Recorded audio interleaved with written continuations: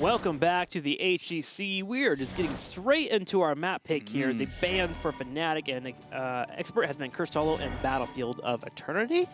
We have already played on Tomb of Spider Queen, we played on Brax's Holdout, and we just finished up on Dragonshire. Here we go into game number 4, Infernal Shrines.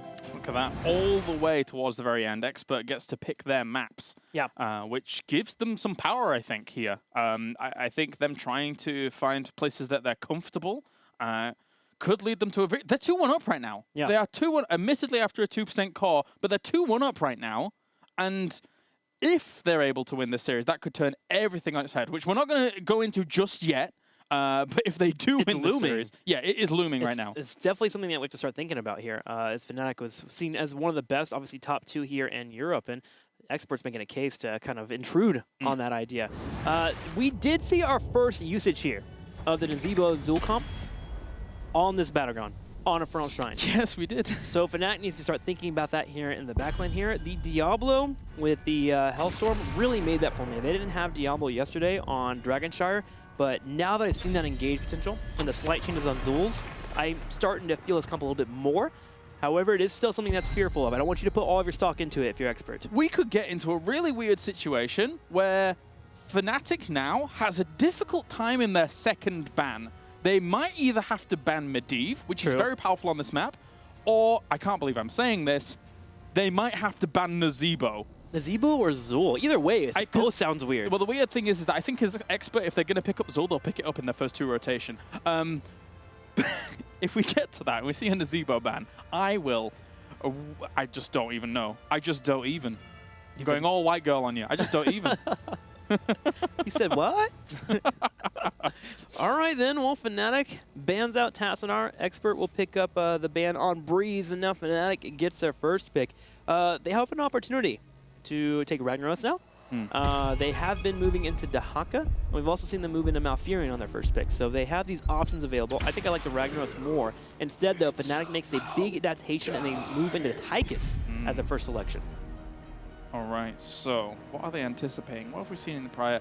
Have we seen Diablo? I think Diablo could come into play again for Team Expert. Even with Lightning Breath, they seemed to use it yesterday, and it did good against Dignitas. Like, that game was not a lost game off the back of their, inability to hang with Team Dignitas. It was just a unfortunate miss in mid lane against that fort. Yeah. So, I think, for Team Expert, don't change up your formula from yesterday's Infernal Shrines. What do you think? I feel like I had this bias in the back of my head where I'm just like, Zul and Nazeebo should not work. They should not work. But I do agree with you. I think with the Diablo, it gives them that engage that they need so desperately, instead of the Zul Bone Prisms being the main engager for them. So I do like the mix. Here is Sylvanas and Malfurion. So pressure now taking over. I like this change by Expert. We've seen them pick Sylvanas a couple times, but it's always been the later stages. But because Fnatic picked it up earlier in Tomb of Spider Queen, they're willing to take it now and actually have that pressure on the battleground here, which is super helpful, especially when you're dealing with the Tychus on the other side. So, because of the Sylvanas, we're not likely to see Nazeebo Zul. That's just kind of very unlikely. I have seen Zul and Sylvanas, but you do lose a lot of that firepower, but it is prioritized on getting 1 or 2 level experience, which I don't think you can get against Fnatic. I agree. No Zul, no Nazeebo here if you have Sylvanas. Yeah, it would make sense, but they're Team Expert, they can do what they want. They are 2-1 up against Fnatic right now. So Fnatic has to take some things into consideration. I would still like to hacker for them. I think that the hacker has not been the problem. I think it has been a problem solver for them compared to actually causing issues. I don't think we saw much use out of isolation last game. No, we didn't. There were a couple times, I was thinking Rhaegar here, they got the Ragnaros though instead of Dahaka. That's fine though. Yeah, totally good.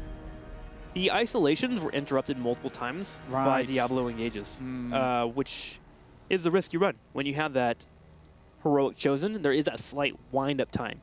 He has to spit it out, so. Okay, Ragnaros, Rhaegar, Tychus. Ragnaros helps out with the Sylvanas problem, dealing with that, so good trade-off here for Fnatic. Over to Expert for their bans. Yeah, so they would like to ban out a warrior that they don't want, because I think they realize that Fnatic has to ban out Medivh again. Even though we haven't really seen it this series, I think the Medivh on this map in the hands of ADRD is strong as anything. Yeah. So get rid of it. But what I would like this to be a warrior. What warrior is it going to be? I'm thinking Tyrael. I'm thinking Tyrael. That's, yeah, I think so too. Thinking the Tyrael ban would be the choice for me. Just because if Medivh does get left open, you want your hard engages. The Muradin ban has been popped here. Over to Fnatic. Now, do they get rid of Medivh?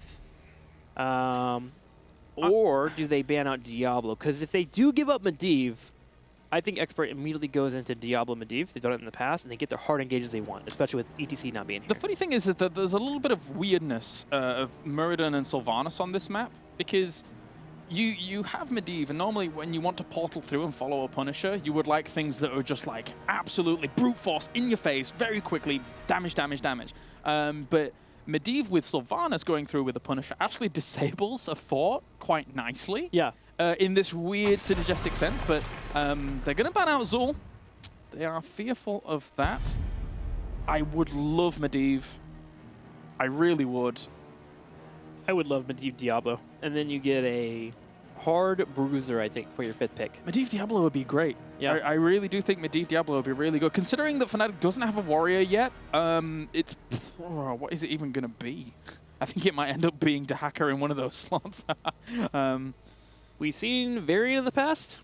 Again, we keep bringing that up. Not seeing him too much today, but that taunt could be strong too. Now, the problem with it, if it was Dahaka for Fnatic, when we were theorizing that, is that Tychus is probably going to be played by Quacknix, and then, and Ragnaros is going to be played by Wooby, and then that leaves Shwimpy open to a hero, unless they wanted to put Shwimpy on something that is a little bit more uncomfortable, like the Ragnaros. Like when, for example, they had that combo of the Zeratul and the Ragnaros on that Sky Temple map. That was Shwimpy's first time playing Ragnaros in competitive. It was, yeah, he wasn't as comfortable with it. Full stat Diablo. That can work too. That can work too. I'm actually very proud of Expert just not taking Medivhs with instant snaps here. They're trying to prove that they can play these different compositions without going just for him. Not only is this a bit more normal, but also this kind of alleviates the concerns that I had for Team Expert in the previous game, where they were having to deal with Dahaka Soak. They didn't really have too many answers for it, I felt, but Falstad here alleviates that from game to game.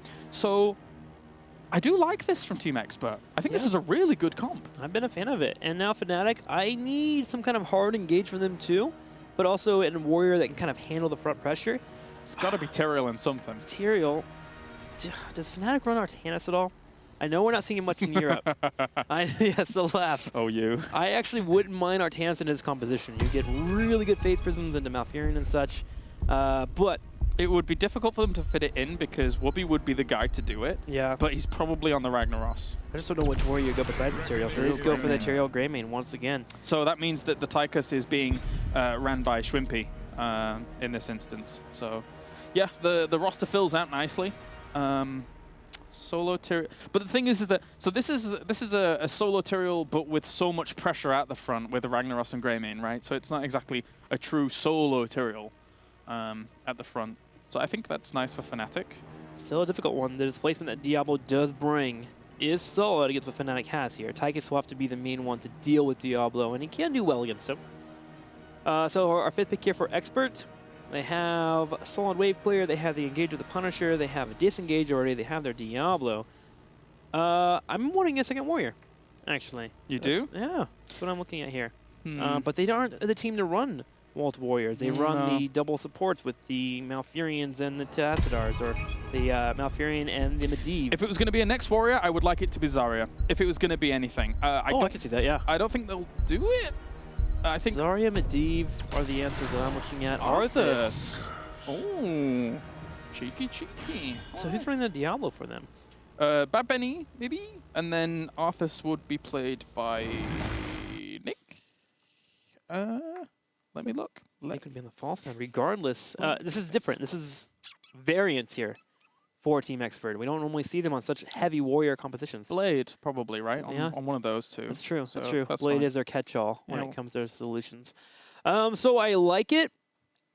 I just need absolute coordination between Arthas and Diablo with their movement here. Greymane, while hard to run into double warrior compositions, when he gets to the later stages, he gets to 16, the alpha killers, he can shred Diablo and Arthas, especially with the Tychus backup. So late game is something Fnatic can do well here in. Expert just needs to make sure that when they get their engages, they get their isolations, that they are just crisp, on point, and make sure to kill those members. We're ready here for game number 4. Expert is leading Fnatic 2-1. Let's go to Infernal Shrines.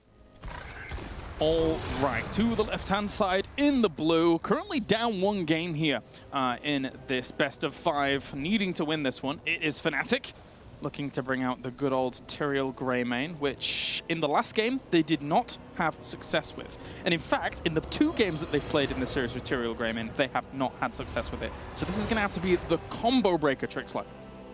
That it will have to be. Expert to the far right will be your team in red. Blade will be showing off his Arthas. Bad Benny here on the Diablo. Good to see Bad Benny on the Diablo. I feel like he just has such a trust with his team that when he goes in, he's going to have the backup. And it's nice to see Lightning Breath.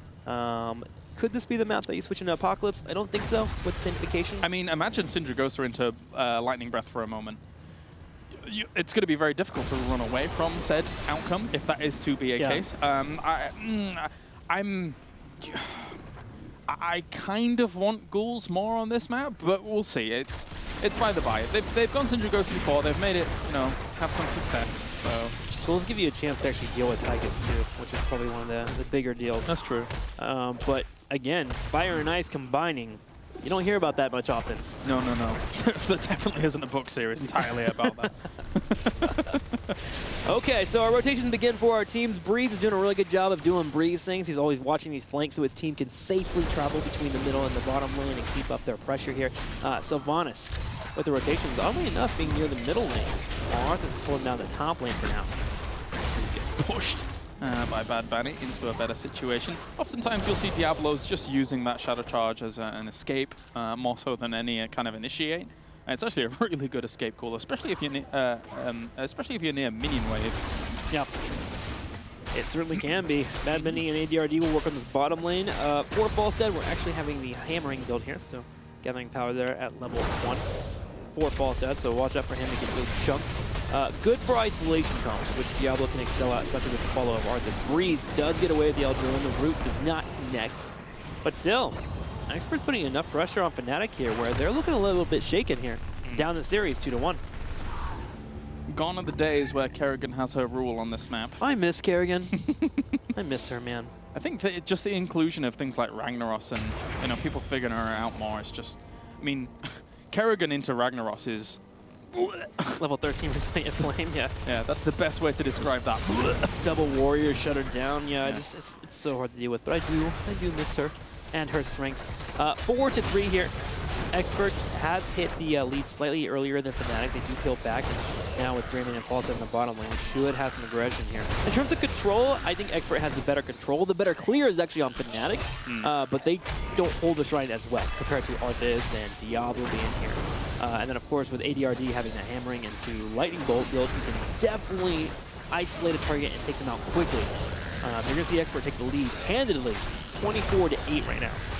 Yep, not too bad. Really good seizing of the control of this. The one thing that they need, though, once they get this done, is walls, is Sylvanas lockdown, is them putting good pressure on towards this. Are they going to let it go? No, they're going to actually complete it, and then just push on forwards. They don't want to allow any more experience from Fnatic to be soaked elsewhere. Yeah, they were giving Falstad a chance to rotate to the middle lane, but Tyrael and Greymane being down there just said, okay, we're going to grab the shrine and we'll start pushing the top lane. And that's why you saw Bad Bunny get so aggressive on the Tychus there, because he knew he had the momentum, he had the moment to actually do so. They just didn't get the pick. But yes, now we're going to be having a push here. Arcane Punisher, obviously in the top lane, which is very deadly. I expect at least a fort here from Sylvanas with 2 people being in the middle lane. Yeah, it's a great little push that they've got available to them here. I'm wondering how much it will actually get done.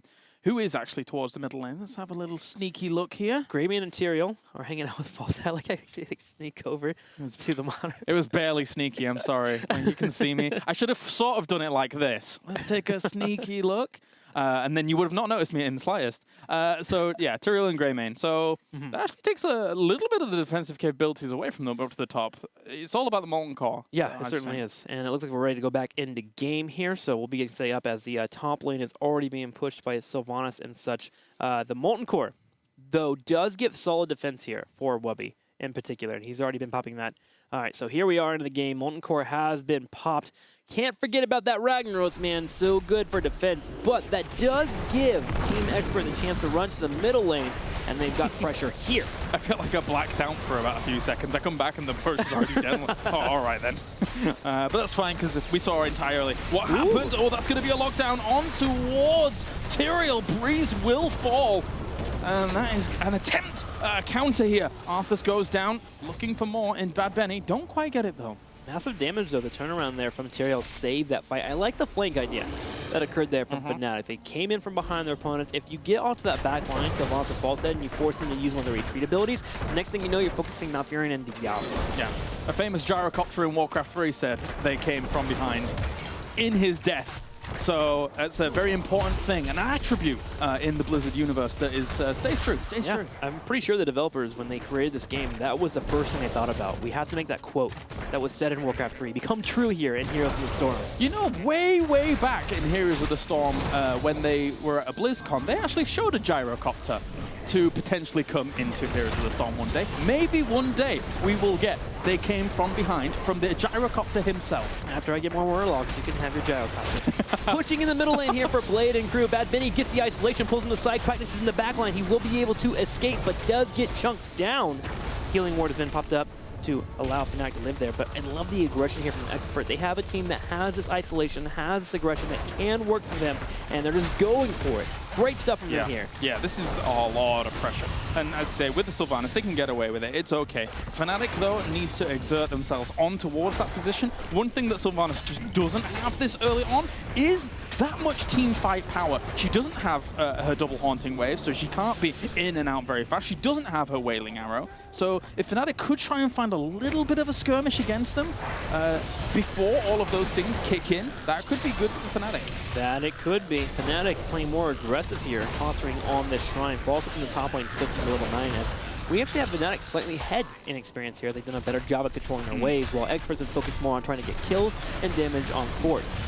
Nick does get dived upon. He will hunting a wave away, but Breeze going for it. Does he have smite? Is it close to being off cooldown? He's looking for Bad Benny, though. Don't worry, I got you, girl. Saves his teammate. We're going to have more aggression here in the middle lane. 9-9.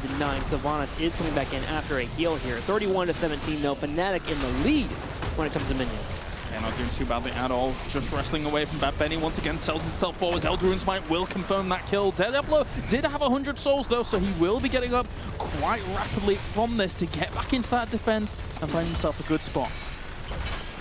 So there was two choices for Expert during that phase that could have been important for them, and that was either A, to soak, going through, or B, to get to level 10. Hang on, there's some more aggression down here on the bottom right. The Punisher should be setting up soon for Bad Benny. They elected to have Falstead go for the soak so they get the 10, and that's where the aggression came from Fnatic, and they took away the Punisher, and now they take a fort, and they've taken a lead here. Oh, all we need is like Archon, and this is true old school. We have Blood Lust and Commandeer Odin. Imagine Archon with that, with our new Tassadar later on down next week. Next week, my friend. That would be amazing. First pick right there. But that's a lot of damage. Not only synergizing with Greymane that we've seen before, but also with Commandeer Odin as well. Fnatic could push out big damage. Yeah, they can just run over their opponent. So now, suddenly this team that is good at isolation, Expert, doesn't want to get isolation happening here, because a Bloodlust from a heal and then Rhaegar running into can be this huge Greymane Tychus coming your way. There is some setup here with the Odin being available for Tychus, but yes, it is deadly, so Expert will have to tread lightly.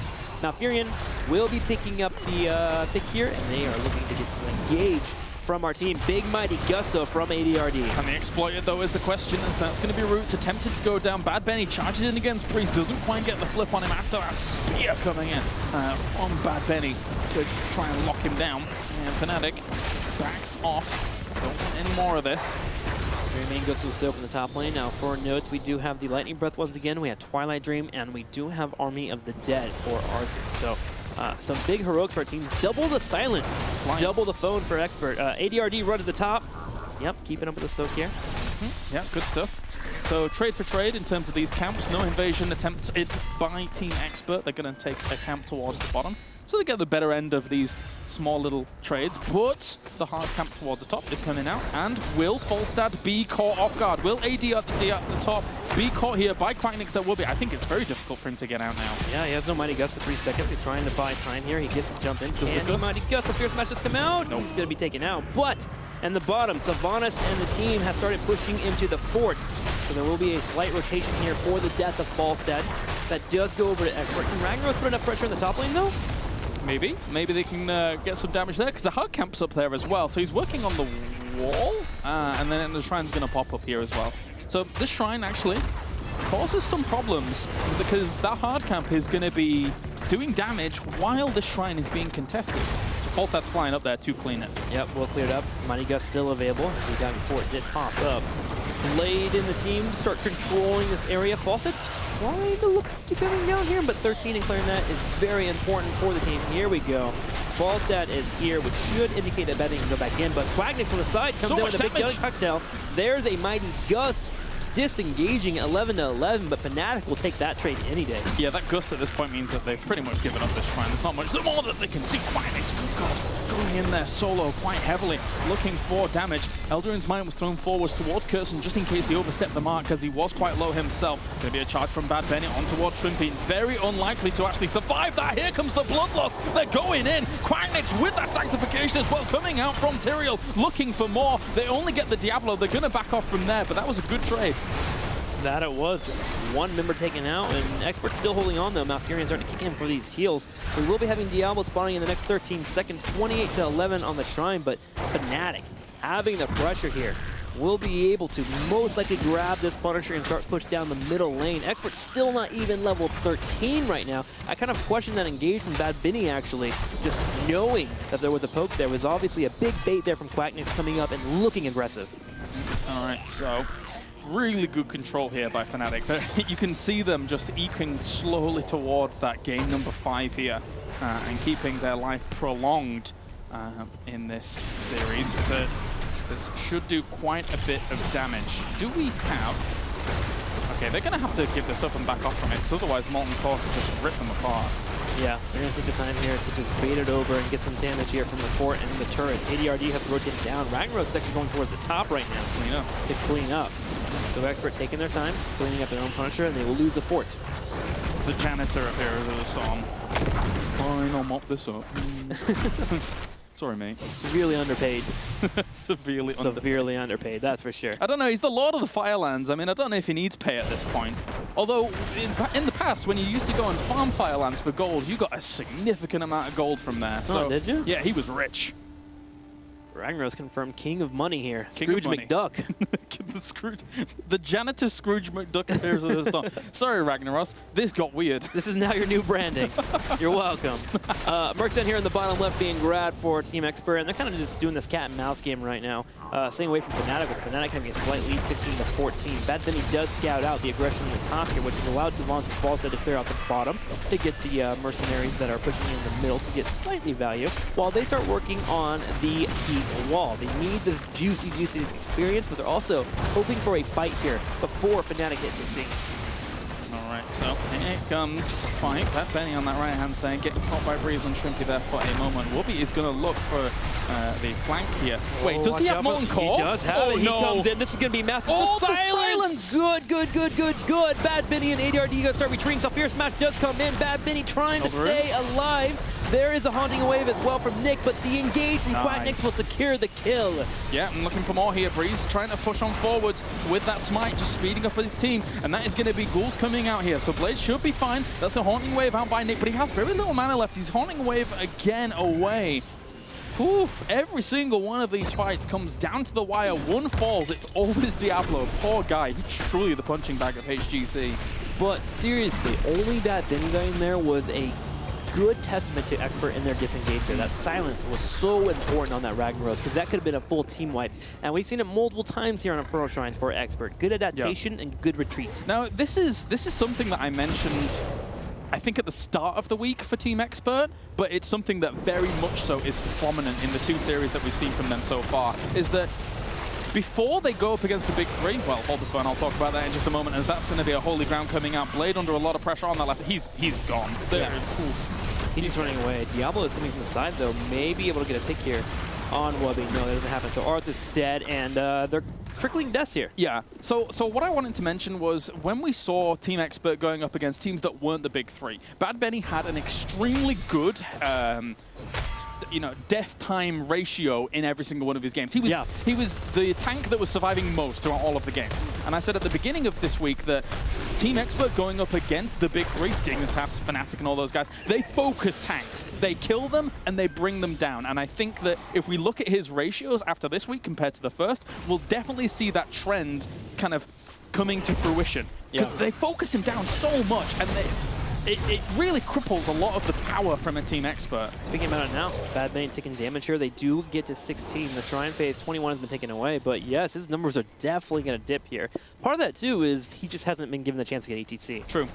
In draft phase, they understand, all right, well, let's get a warrior that Bad Benny will be a little bit less aggressive on. It's definitely costing some moments here for Expert. The Shrine phase does begin.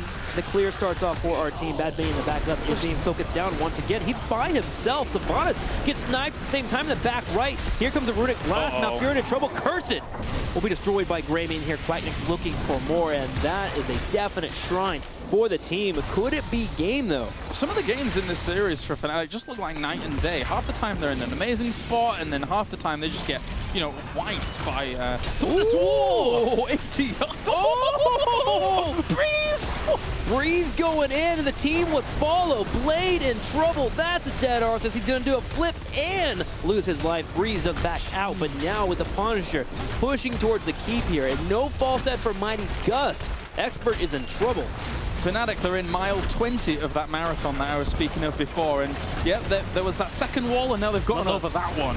Here goes Signification. There's a Bloodlust pop, and that's going to be a core rush here. Bad Benny moves in. There is the big lightning breath, but it's barely tickling at this point. Ragnaros follows up with the kill. Nick in trouble. There we are, and Fnatic ties up the series 2-2 here against Expert. Less of a core rush and more of a core deletion there with the Bloodlust coming out. I like the adaptation on drafts to take the Sanctification so they can go for the core rush without the Kalaris curse. Let's go into game number 5. We'll be right back with it. This is the HGC.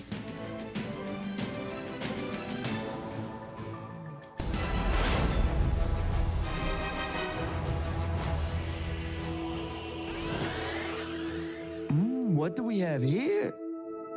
Let's get this promo tour started.